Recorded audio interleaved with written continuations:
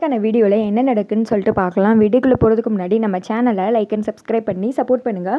Video வந்துட்டு இன்ட்ரெஸ்டிங்காகவே போய்கிட்டு இருக்கு.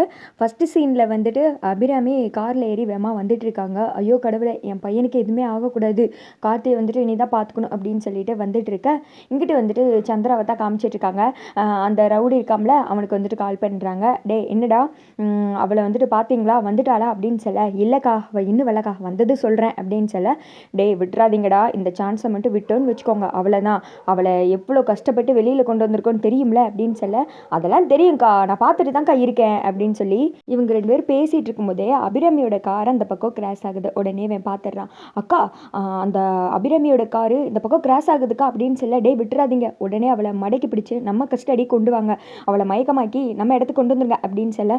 சரிக்கா அப்படின்னு சொல்லிட்டு ஃபோனை கட் பண்ணிவிட்டு அபிராமி பின்னாடி வந்துட்டு ஃபாலோ பண்ணிட்டு வந்துட்டு இருக்கா. அங்கிட்டு வந்துட்டு மவளே, அப்போ இந்த டைமு அந்த கார்த்தி நம்மக்கிட்ட செத்தா அப்படின்னு சொல்ல. ஆமாம்மாம்மா, அவ்வளோ சீக்கிரம் அவனை விட்டுருவேனா? ஒவ்வொரு நிமிஷமும் வீட்டுக்குள்ளே இருக்கும்போது அவனை பார்க்குறப்ப எனக்கு எவ்வளோ கடுப்பாக இருக்குது தெரியுமா? அதுவும் ஒவ்வொரு செகண்டும் அவனை இப்படி மாட்டி விட்டுறலாம், அப்படி மாட்டி விட்டுறலாம், நானும் பிளான் போட்டுக்கிட்டே தான் இருக்கேன். ஏதாவது ஒன்று பண்ணி தப்பிச்சிட்றா. அன்றைக்கும் அப்படி தான் பேங்கில் போய் மாட்டி விட்டுறலான்னு பார்த்தா கடைசியில் அக்கா கிட்ட அவன் என்னையே மாட்டி விட்டுட்டான். அக்கா என்னை எப்படி திட்டினா தெரியுமா? அசிங்கமாக போயிடுச்சு.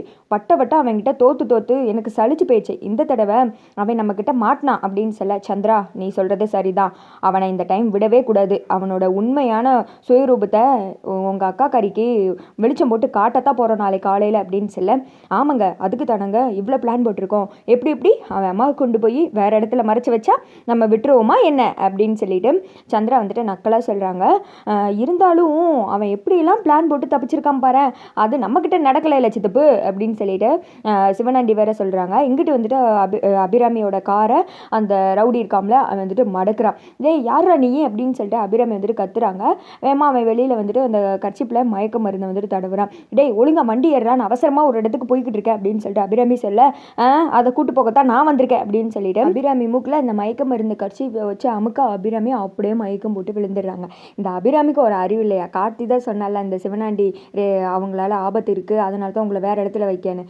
ஏதோ ஒரு ராங் நம்பர்லேருந்து வந்ததும் அது வாட்டு கிடுகிடுன்னு கிளம்பி போய் இப்படி தான் ஏதாவது ஒரு சீன் வச்சு நம்மளை டென்ஷன் படுத்துறது. அடுத்து அபிராமியை விறுவிறுன்னு அவங்க கொண்டு வந்திருப்பாங்களா அந்த வண்டியில் ஏற்றி கொண்டு போய் ஒரு குடோன் மாதிரி ஒரு இடம் இருக்குது, அந்த இடத்துல வச்சுட்டு அபிராமியை கெட்டி போட்டுடுறாங்க.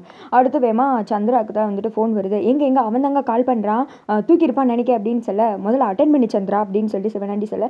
வேமா வந்துட்டு அட்டன் பண்ணி பேசுகிறாங்க. டே என்னடா தூக்கிட்டீங்களா அப்படின்னு சொல்ல. இப்போது அவன் நம்ம கஸ்டடிக்கா அப்படின்னு சொல்ல.